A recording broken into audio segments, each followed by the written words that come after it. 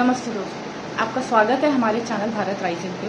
और इससे पहले मैं वीडियो की शुरुआत करूं, आप हमारे चैनल को सब्सक्राइब ज़रूर कर लीजिएगा, साथ में कमेंट और लाइक ज़रूर करिएगा ताकि हमें ये पता चल पाए कि हम जो वीडियोस बनाते हैं उस पर आपके क्या विचार हैं। और हमें अगर किसी सुधार की ज़रूरत है या आप किसी ऐसे टॉपिक पर चाहते हैं कि हम लोग बात करें तो ज़रूर हमें कॉमेंट सेक्शन में बताइएगा। दायु दयाल जो 65 वर्षीय आदमी हैं, वो हॉस्पिटल की एक भीड़ में जहाँ पे कई सारी लाशें पड़ी थी, अपनी बेटी को और उसके 2 बच्चों को ढूंढ रहे थे। एडमिनिस्ट्रेशन, हॉस्पिटल, कोई भी उनकी हेल्प नहीं कर रहा था।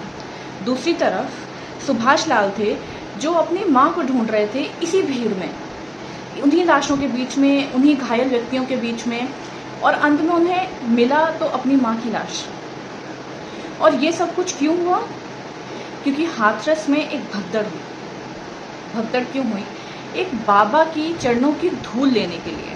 अब आप ये सोचिए कि हमारे भारत में जहाँ पे कई तरीके के लोग रहते हैं, कई तरीके की रिलीजियस बातें करते हैं, सही गलत समझाते हैं, और कुछ लोग ऐसे भी हैं जो सच में इन बातों का सही तरीके से समझाते हैं, पर लोग उनकी बातें ना सुन के किसी ऐसे बाबा के पीछे भाग रहे हैं और उनकी चरणों की धूल लेने के चक्कर में उन्होंने ये, मतलब आप खुद सोचिए कि उस बाबा ने कितनी अपनी वेल बीइंग रखी होगी, कितनी अपनी गुडविल रखी होगी, उसने क्या ही लोगों के दिमाग में अपनी इमेज बनाई होगी कि लोग उसकी चरणों की धूल लेने के लिए इस कदर भागे कि वहाँ पे भगदड़ मच गई और 120 से ज़्यादा लोगों की मौत हो गई, और जिसमें से ज़्यादातर 90% महिलाएं थी, क्योंकि वो महिलाएं उस बाबा में और उसकी चमत्कारी शक्तियों में विश्वास रखती थी।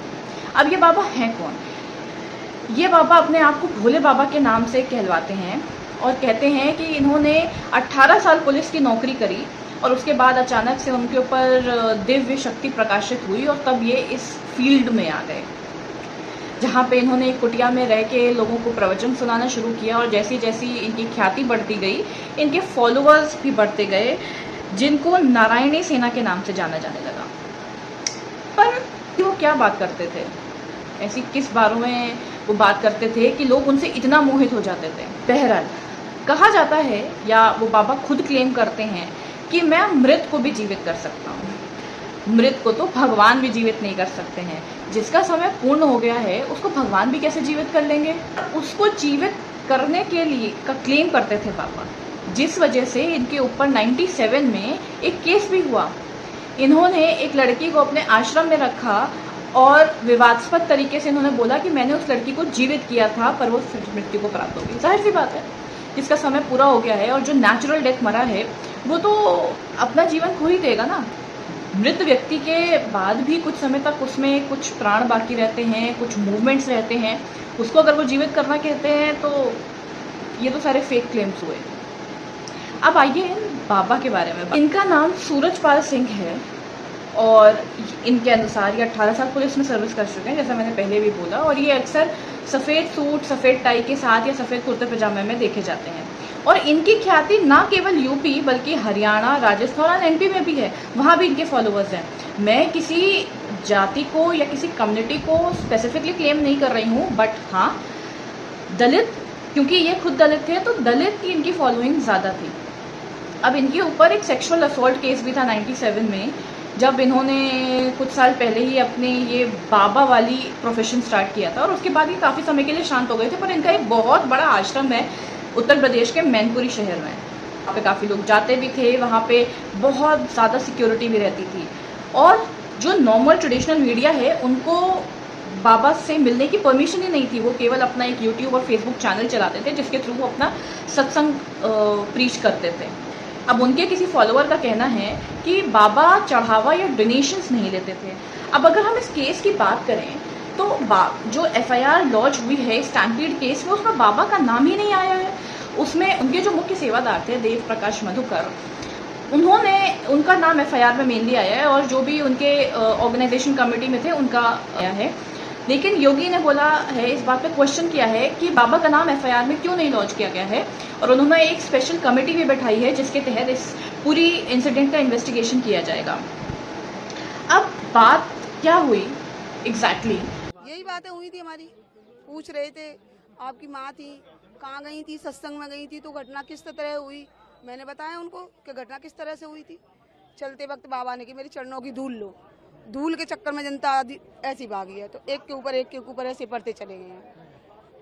पता ही नहीं कौन किसके ऊपर गिरा है, कैसे उनके प्राण निकले, क्या हुआ है कोई पता नहीं। जब खबर आई है कि हमारी माँ नहीं आ रही है, ऐसे ऐसे बॉडियाँ पड़ी हैं, तब ढूंढ के अपनी माँ को लाए। और वो बॉडियाँ कीचड़ से लिपटी थी। जब ढूंढ रहे थे तब ऐसा लग रही थी कि कहाँ लाशों के ढेर में कूद रहे हैं हम। काफी दुखद रहा आपके लिए। राहुल गांधी ने कोई मुआवजे की बात की, क्या कार्रवाई करेंगे, क्या करेंगे? वो बोल के चले गए क्या जो होगा सो क्या कुछ दिया जाएगा। तुम्हें बात करते हैं ऊपर तक जो उनकी वो जिसमें होंगे वो। सरकारी नौकरी की बात नहीं करी, मुआवजे की? कोई सरकारी नौकरी की कोई बात नहीं। सरकारी नौकरी कहाँ है? सारे मैं तो साफ बोल दिया ना भैया, मेरे परिवार को तो चलाने वाली मेरी माँ थी, मेरे भाई हैं, उनकी कंडीशन देखो। कोई नौकरी पेशा वाला नहीं है, बोरी का काम करते हैं। हाथरस के अंदर बोरी का काम भी नहीं है। अब समझ गए, एक वक्त वो आता है कि पानी पी के भी सोना पड़ता है ना। लेकिन मेरी माँ छोटी मोटी नौकरी करती थी हॉस्पिटल के अंदर, वो रोज लाती थी, बच्चों के पेट पालती थी। सहायता के लिए कुछ बोला राहुल गांधी ने? सहायता के लिए बोल के गए हैं, लेकिन अभी बोले बात करके फिर बताते हैं कि बाबा ने अपना प्रवचन कंप्लीट किया, अपना सत्संग कंप्लीट किया और उसके बाद वो अपनी गाड़ी में बैठ के जाने लगे और उन्होंने अपने फॉलोअर्स से कहा कि आप मेरे चरणों की धूल ले लीजिए। अब वो जैसे ही वहाँ से गए, उनके भक्तों की भीड़ उमड़ी और उनकी चरणों की धूल लेने के लिए एक को धक्का लगा, फिर दूसरे को लगा और सब एक के ऊपर एक करके गिरते चले गए और इसी में 120 से ज़्यादा लोगों की मृत्यु हो गई। अब मामला ये उठ के आया है, जिसका मैं स्क्रीनशॉट भी लगा रही हूँ यहाँ पे, जिसमें बताया गया है कि उस सत्संग में केवल 80,000 लोगों की अनुमति थी, लेकिन वहाँ पे 2.5 लाख या फिर आप कह लीजिए 2 लाख से भी ज़्यादा लोग वहाँ पे इकट्ठा हो गए बाबा के सत्संग को सुनने के लिए। और ना केवल सत्संग बल्कि उनके चरणों की धूल लेने के लिए।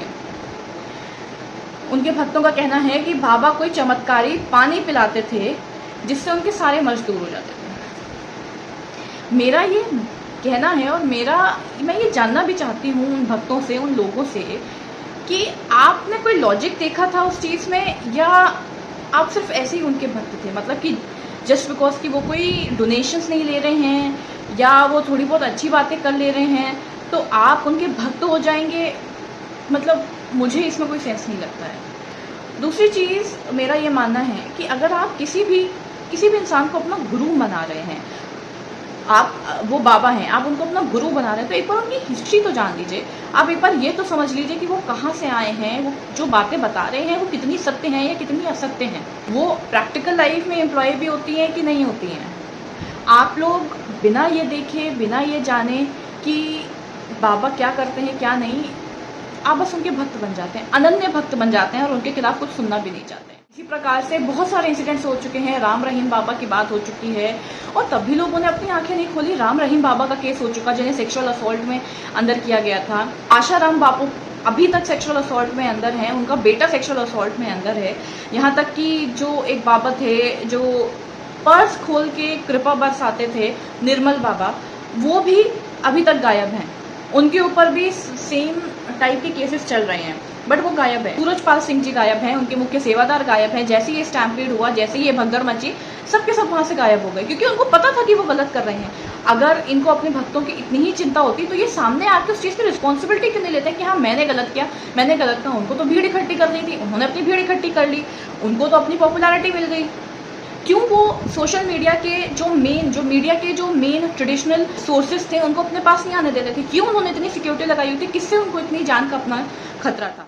हाँ, मैं मानती हूँ कि अगर आप बहुत पॉपुलर हो जाते हैं तो आपको सिक्योरिटी की ज़रूरत पड़ती है, बट इतना भी क्या सिक्योरिटी कि आप अपने भक्तों से मिलने के लिए या किसी भी व्यक्ति से मिलने के लिए आपको मिलने ही नहीं दिया जा रहा है। एक नॉर्मल मीडिया पर्सन जो किसी भी मीडिया हाउस से बिलोंग करता है, ट्रेडिशनल मीडिया हाउस है, वो उनसे मिल ही नहीं सकता है।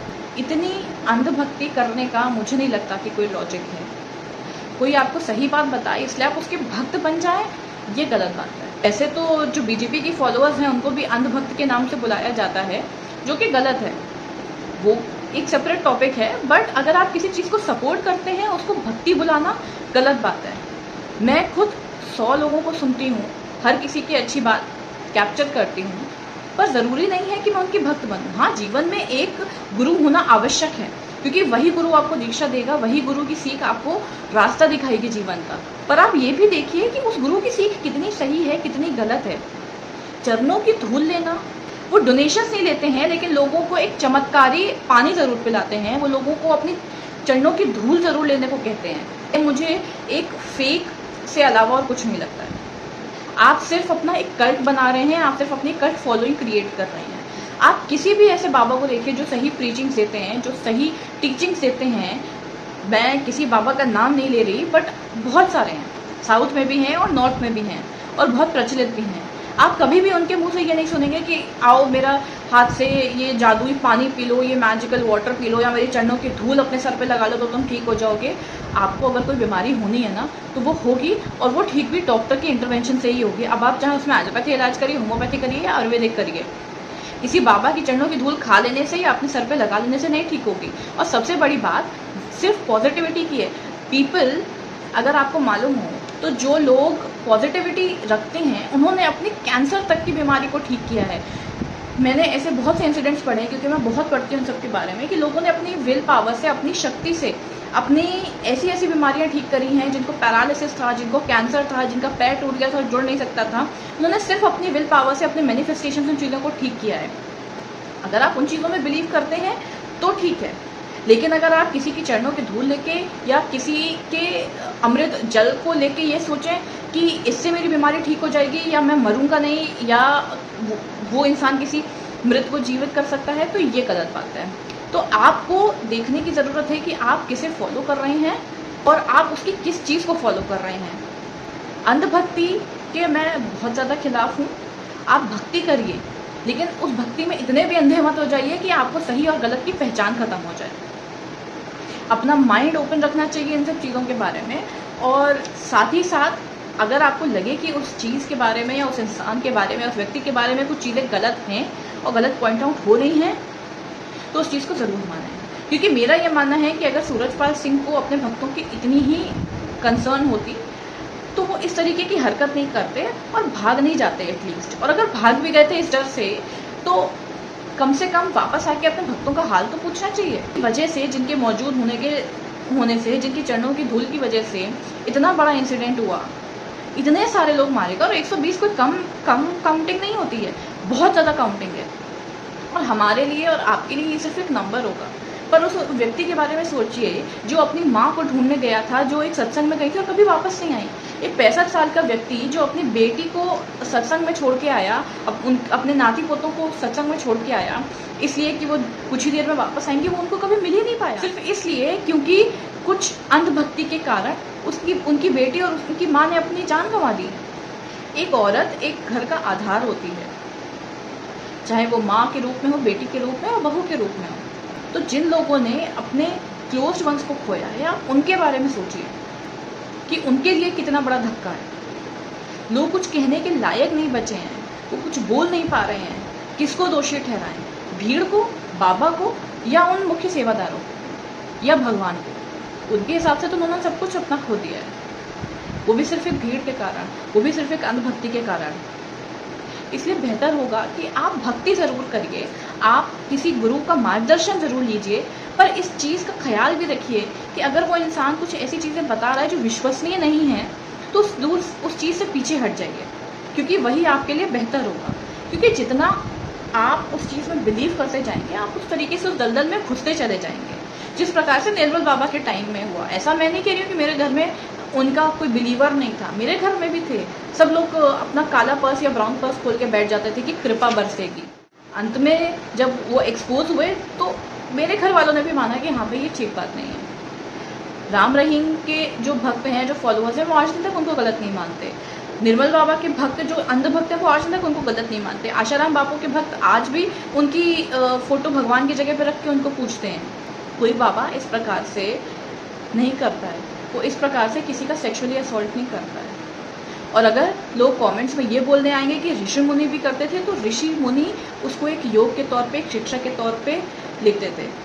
वो उनके अंदर कोई खुद की सेक्सुअल डिज़ायर जैसी नहीं होती थी कि वो किसी भी अनन्य लड़की को लेके, किसी भी लड़की को लेके उसके साथ ये करें। वो अगर किसी के साथ सेक्सुअली इन्वॉल्व होते भी थे तो वो सिर्फ उनकी वाइफ हुआ करती थी, और उसमें भी वो अपना ब्रह्मचर्य मेंटेन करते थे कि जब जब ज़रूरी हुआ तब तब किया। ऐसा नहीं है कि वो साल के 365 दिन ऐसा कर रहे हैं। और यही एक क्वालिटी होती है बाबा की।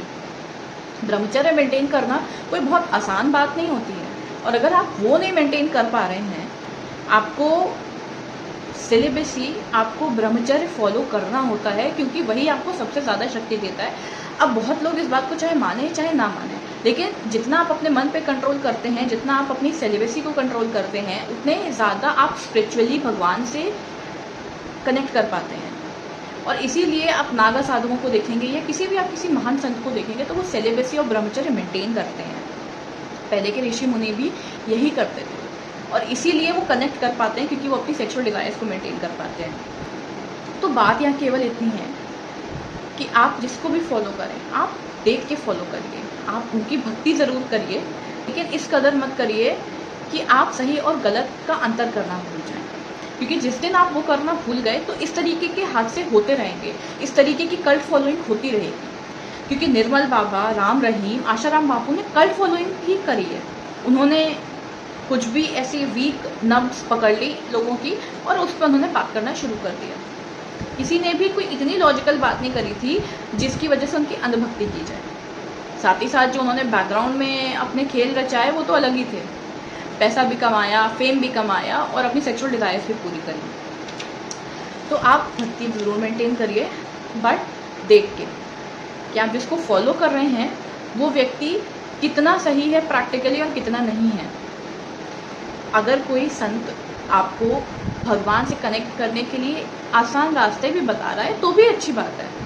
और दूसरी चीज़ कि जो वो आपको बता रहे हैं क्या वो खुद मेंटेन कर रहे हैं उस चीज़ों को। अगर वो खुद ही उस चीज़ को मेंटेन नहीं कर रहे हैं तो आप कैसे उन पर विश्वास कर सकते हैं। ये तो एक बहुत नॉर्मल सी बात है ना कि अगर मैं आपको कोई एडवाइस दे रही हूँ पर मैं वो खुद पे फॉलो नहीं कर रही हूँ, मैं खुद पे लागू नहीं कर रही हूँ, तो उस एडवाइस का फ़ायदा क्या है कि आप मेरे से वो एडवाइस लोगे? नहीं लोगे। आप सबसे पहले कहोगे कि आप खुद को तो फॉलो नहीं कर रहे हो, आप मुझे क्यों फॉलो करवा रहे हो। तो इतना तो सेंस आपको खुद होना चाहिए। और ये अंधभक्ति छोड़िए और ऐसे गुरु का संरक्षण में जाइए जो आपको सच में भगवान से मिलने का सही रास्ता बता सके। क्योंकि जैसा कि पुराणों में भी कहा गया है, संत भी कहते हैं कि सबसे ज़्यादा आसान भगवान की भक्ति कलयुग में है कि आपको सिर्फ भगवान का नाम लेना, भगवान की प्राप्ति हो जाएगी, आप पाप मुक्त हो जाएंगे। ये तो एक सिंपल सी एक सेइंग है पुराणों में भी। अब उसमें भी अगर कोई कॉम्प्लिकेट करके नई नई चीज़ें बताता चला जाए, ऐसा करो वैसा करो, ये करो वो करो, पानी पियो, चरणों की धूल लगाओ, तो वो गलत है। जो चीज़ सिंपल तरीके से हो सकती है, अगर मैं कान ऐसे पकड़ सकती हूँ तो मैं कान उल्टा कर अपना हाथ उल्टा करके क्यों पकड़ूँ। तो इस बात का ज़रूर ध्यान रखिए कि आप जिन्हें फॉलो कर रहे हैं, फिर चाहे वो कोई संत हो, कोई महात्मा हो, कोई भी इंसान क्यों ना हो, फिर चाहे वो कोई सेलिब्रिटी क्यों ना हो, उनका प्रैक्टिकल लाइफ इम्प्लीकेशन कैसा है और जो वो आपको बता रहे हैं क्या वो खुद अपने आप में मेंटेन कर रहे हैं या नहीं कर रहे हैं।